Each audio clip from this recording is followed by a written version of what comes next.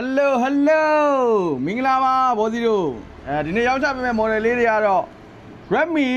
9เนาะဒီကောင်လေးတွေ RAM 464 kit ပါတယ် RAM 412 kit ပါတယ်ဗျာเนาะကျွန်တော်ထဲမှာအလုံး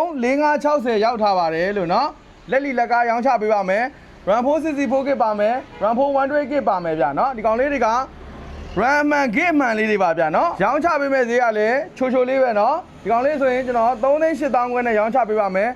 စီးရရပိတ်ပြပြီးသားအခွန်ဆောင်ပြီးသားเนาะတရားဝင်ခွန်ဆောင်ပြီးသားပါစီးရရပိတ်ပြပြီးသားပါ Play Store ဘာညာပြီးကအကုန်ပါပြီးသားเนาะပေါ်စီလို့เนาะဒီမှာ Google Play Store ဘာညာပြီးကအကုန်ပါပြီးသားပါ Redmi 9လေးတွေပါဗျာเนาะဒီကောင်လေးတွေအလုံးတွေကဂျုံမထုတ်တွေကြီးပဲလုံးဝ share လေးကြီးပဲเนาะဒီကောင်လေး3သိန်းကျော်နဲ့ကျွန်တော်ရောင်းချပေးပါမယ်ဗျာเนาะ RAM 464 kit 3,800ခွဲပါဗျာเนาะ order တွေဆိုရင်လည်းကျွန်တော်ငွေလဲရောက်တာနဲ့ပစ္စည်းပို့ပေးပါတယ်မန်လေးမြို့တွင်ဆိုရင်လည်းအင်ရောက်ငွေချေလိုချင်တယ်ဆိုရင်လည်းအင်ရောက်ငွေချေပို့ပေးပါတယ်နေကနေလှမ်းมาပြီးတော့အင်ရောက်ငွေချေလိုချင်တဲ့ဘောစီများလည်းအင်ရောက်ငွေချေရပါတယ်လို့เนาะလက်လီလက်ကားရပါတယ်